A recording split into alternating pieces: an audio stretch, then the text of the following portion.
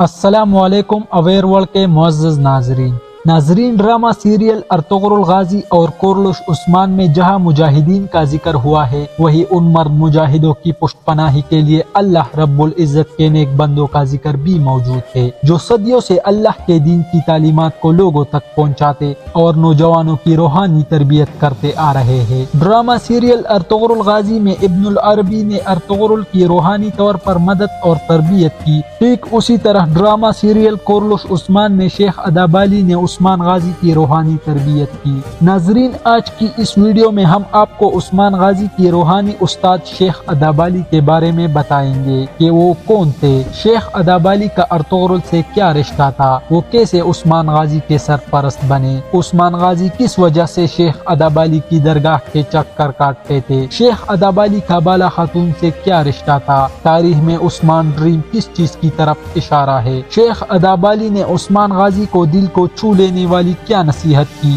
شیخ ادابالی کا مقبرہ آج کس حال میں موجود ہے، یہ سب اور مزید معلومات کو جاننے کے لیے اس ویڈیو کو آخر تک ضرور دیکھیں۔ ناظرین، تاریخ کے مطابق شیخ ادابالی 1206 عیسوی میں ترکی کے شہر اناک میں پیدا ہوئے۔ شیخ ادابالی ایک ترک صوفی تھے جو اپنے انصاف اور تعلیم کے لیے مشہور تھے۔ شیخ ادابالی نے ترکی کے شہر سووت میں عثمانی سلطنت کی بلٹی ہوئی شکل اور پالیسیاں بنانے میں اہم کردار ادا کیا۔ بنو تمیم قبیلے اور الخطر خاندان سے تعلق رکھنے کی وجہ سے اس دور کی مسلم دنیا کے حلقے میں ان کا بہت احترام کیا جاتا تھا۔ ناظرین، مورخین لکھتے ہیں کہ ارطغرل غازی اور ان کے بیٹوں نے ایک مرتبہ شیخ ادابالی کی جگہ پر قرآن مجید کا ایک مرتب ورژن دیکھا تو وہ بہت حیران ہوئے۔ قائی قبیلے کے سردار ارطغرل غازی شیخ ادابالی کے بہت قریب تھے۔ شیخ ادابالی اکثر اوقات اسلامی تعلیمات ارطغرل تک پہنچاتے تھے۔ ارطغرل غازی کے بیٹے عثمان غازی بھی اکثر اوقات شیخ ادابالی سے ملاقات کرنے جایا کرتے تھے۔ عثمان کو ان کی صحبت میں رہنا بہت پسند تھا اور اس طرح شیخ ادابالی عثمان کے روحانی سرپرست بن گئے۔ بعض ازاں انہیں شیخ کی تلوار سے بھی نوازا گیا۔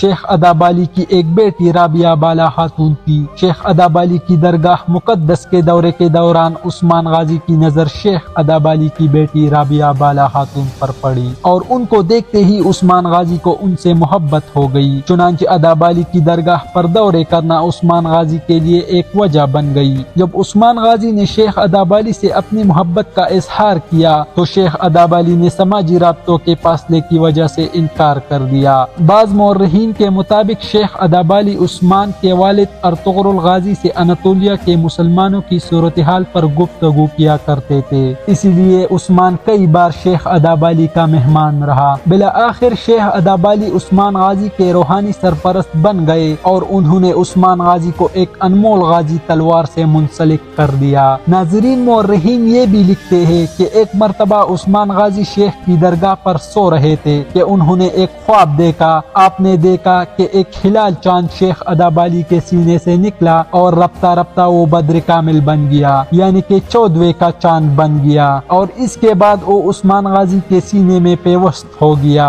پھر عثمان کے سینے سے ایک درخت نمودار ہوا اور بڑھتا ہی چلا گیا، یہاں تک کہ اس کی شاخیں آدھی زمین تک پھیل گئی۔ درخت کے پتے تلواروں سے مشابہ تھے۔ اچانک سے ایک تیز ہوا چلی اور درخت کے سارے پتوں کا رخ ایک بر اعظم کی طرف ہو گیا۔ وہ بر اعظم ایک انگوٹھی کی طرح دکھائی دیتا تھا۔ عثمان وہ انگوٹھی پہننا ہی چاہتا تھا کہ اس کی آنکھ کھل گئی۔ عثمان غازی جب بیدار ہوئے تو انہوں نے اپنا یہ خواب شیخ ادابالی کو سنایا۔ خواب سنتے ہی شیخ ادابالی نے اپنی بیٹی رابعہ بالا خاتون کا نکاح عثمان غازی سے کروا دیا۔ تاریخ میں یہ خواب عثمان's ڈریم کے نام سے جانا جاتا ہے، جو اللہ رب العزت کی طرف سے سلطنت عثمانیہ کا ایک اشارہ تھا۔ اپنی بیٹی کا نکاح عثمان غازی کے ساتھ کرنے کے بعد شیخ ادابالی نے سلطنت عثمانیہ کی بنیاد رکھنے میں عثمان غازی کی مدد اور تربیت کی۔ خلافت عثمانیہ قائم ہونے کے بعد شیخ ادابالی نے عثمان کو ایک نصیحت کی۔ وہ نصیحت کچھ اس طرح سے ہے: اے میرے بیٹے، تم اب بادشاہ चाहो अब से हमारे लिए अज़ब है,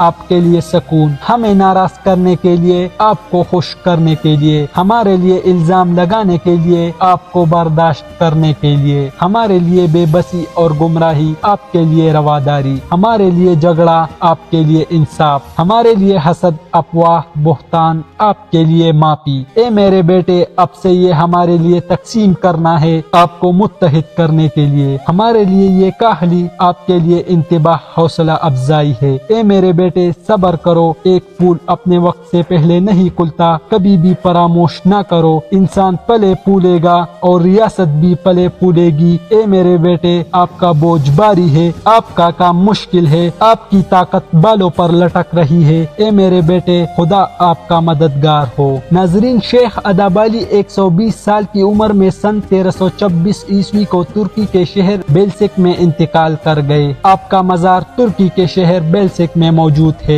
जो कि इब्तिदा में आपके नवासे और खान गाजी ने तामीर करवाया था, मगर यूनानियों के हमलों में ये तबाह हो गया, जो कि बाद में सुल्तान अब्दुल हमीद के दौर हुकूमत में तामीर करवाया गया। नाजरीन, अगर आपको हमारी आज की ये वीडियो पसंद आई है तो उसे लाइक करे, शेयर करे और बेल आइकन पर क्लिक करना न भूले, ताकि आपको मजीद ऐसी वीडियोस मिलती रहे।